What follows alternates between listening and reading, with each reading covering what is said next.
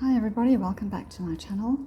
Today I am painting a painting of the white park cattle which are being bred and rewilded at the Mapperton estate in the UK, and it's a wonderful program where they rewild natural ancient British wild animals and bring them back to live on the land which is usually not very arable and not really suited for farming, and so it's a good use of the land.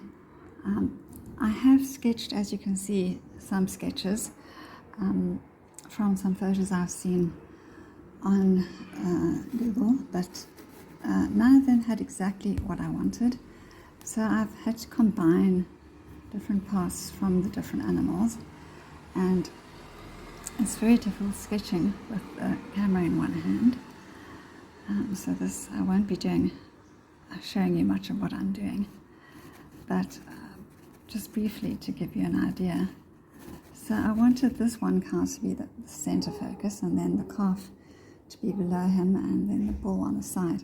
Now they do have lovely horns, both the male and the female, but sometimes they are dehorned, so I'm going to leave this one as if she's dehorned, and the calf as well, because it just looks more gentle. The horns are a bit scary, and although they're quite wide angles, they're not like the bulls that you see at Pamplona, whatever that place is, in Spain, where they come and gore people. But nonetheless, you never know if a bull is angry, what he might do. But generally they are docile and they don't bother people who don't bother them. So yeah, I'm just trying to... I can't actually see unless I get really, really close. This crown is not nearly as dark as I need it to be. Plus I'm seeing multiple lines all at the same time. So the back leg needs to be sort of out at an angle. I can always paint away whatever's not the way I want it, but easier to start off with a good diagram than to have to try and fix it afterwards. So this diagram is going to be all oil paint, nothing, and linseed oil, nothing but oil, no gimmicks, no acrylic, no drips, no modeling paste, no I don't know, whatever people use to enhance their paintings with these days, which seem to be limitless. But I want just to use natural oil and to have a natural setting. Just trying to decide whether this leg should be, the other leg should be behind or in front. I think I'll make it behind, and so you won't see that much of it. So what's distinctive about these cattle is that they have black markings.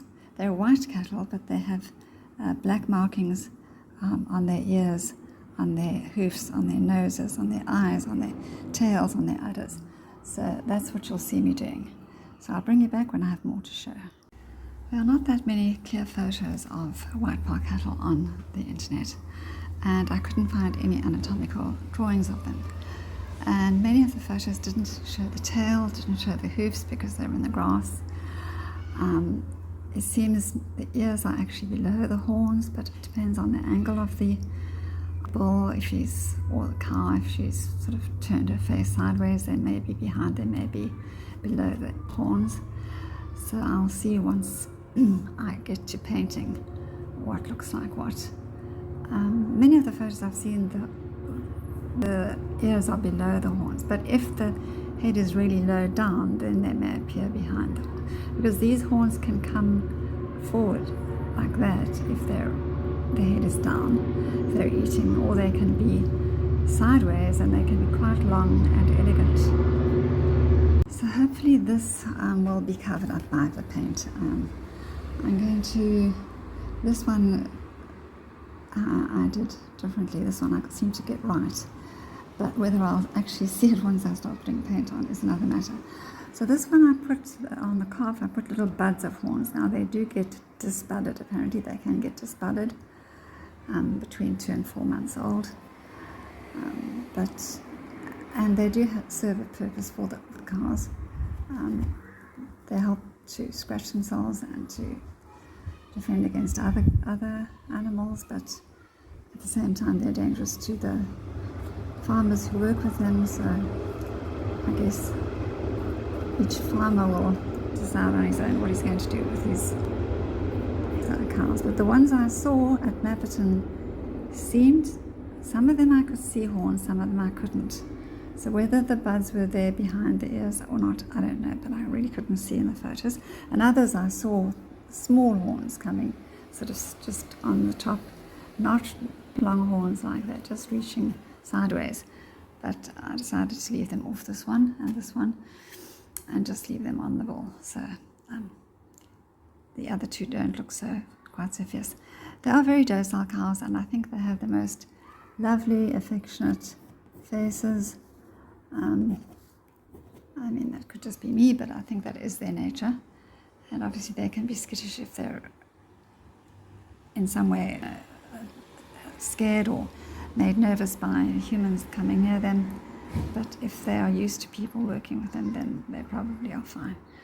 So I think it's going to be a lovely painting. The background is going to be very impressionistic because it's, although obviously I think the Mapperton estate is beautiful, but the background, the grass and the foliage is not really the focus of this painting. The focus of the painting is the bulls and the cows and the calf and just the beauty that they present and represent. They are enormous. They have of weights of over 2,000 pounds, the bulls, or 1,000 plus kilos, and the cows not quite as big, but still very big and heavy. So they are enormous, and they do, I would say they're quite imposing to be around, but nonetheless beautiful. So I'll bring you back once I start painting. I've set out my colours on my palette. The colours on the lower half are the warm colours I'm going to use, and the colours on the top are the cool colours. So the cool colours I'm going to use zinc white, raw umber, cerulean blue, viridian green, and phthalo green. And then, and there's the Severs blue is running down because I'm tilting it.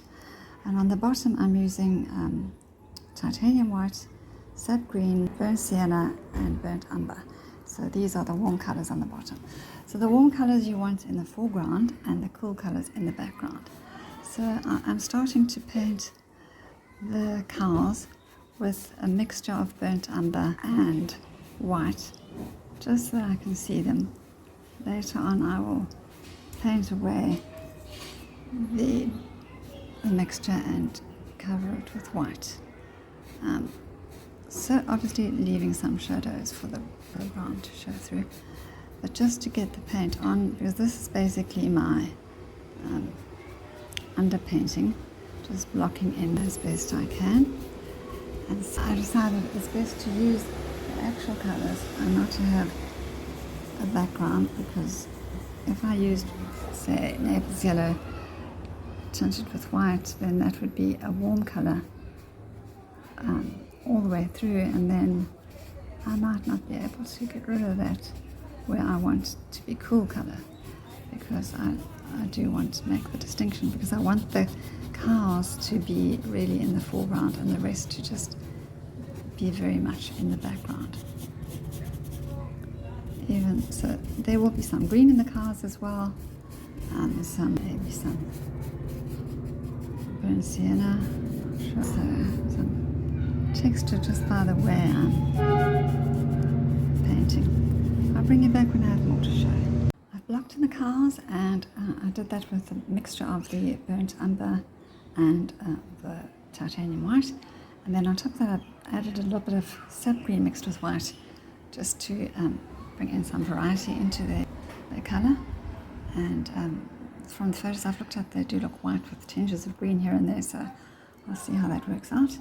In the meantime, I've mixed up some cobalt blue with my zinc white, and I just putting that into the sky with this big brush, which is quite rough and not in good condition anymore. But that's okay, but it was fine for blocking in the bodies and for blocking in the grass, and later on I'll use a new brush to do the bodies a bit more fine detail. And also I need black, I need ivory black or Payne's grey for the extremities of the cows, the horns, the mouths, the hooves. The tails don't seem to have black in them, but I only found a few photos of the tails, and I've blocked in the cows, I've blocked in the grass. I've tried to make it look basically with some darks to show that this is in a valley. From the photos I've seen, the cows seem to be standing in the valley. And I'm just adding a mixture of Payne's grey and cerulean blue and white to the sky to make it a bit darker. Again, you won't see much of the sky in the end. Probably the bushes will go right up there, because that's the sort of landscape of the Mapperton estate. You seem to just be, I don't know, a bit of burnt sienna in them. So I'll see. But definitely the eyes and all the other extremities have black in them. So, and the ears, of course, the ears very black. So I'll bring you back when I have more to show. The bushes and the trees and the hedgerows grow in the slopes and all around the valley and obscure the sky. And if you're down in the valley looking at the cows like this, you wouldn't really see the sky, I suppose, unless you look straight up above you. But looking down from the top of the valley, also, you really just, oh, the sky is there in the distance, but it's not really predominant, especially when it's covered by grey clouds. And that's really what this is going to be, because, like I said, the focus is more on the clouds and on the cows and a bit on the surrounding countryside, which is very pretty but covered with natural plants and trees that are just left to grow wild to create the natural environment for the cows. So for now it's done. I'm not going to do much more today. I'm just going to leave it to dry and then come back tomorrow and hopefully refine it. So I'm bringing up a bit of the green into the sky as well. This brush has really had it. It's leaving some funny marks on the canvas. Thank you for watching, and I'll bring you back tomorrow. Hi, welcome back to my channel. I'm up early this morning so that I can see what I can get done before the noise starts. And so I'm just starting with putting in the white, some of the white on the center parts of the cows. And I'm using a small filbert brush because I want to do detail, but without doing too much detail. But I do want to just get in the whites where I want them to be, and then I'll put in the black or the Payne's grey, and then I'll bring the two together. So that's what I'm doing here. So I'll go down, and I'm not covering every inch of the car, leaving some of it from the other colours showing through. There's some, when you look at them in the light, there's some brown, sort of lightish brown, earthy colours showing through on top. Whether that's just the sun reflecting, or they do pick up some other colours in their fur, but they do have quite hairy bits on the top of the skull, hairy bits coming down. So that's what I'll do, and I'll bring you back when I have some more to show.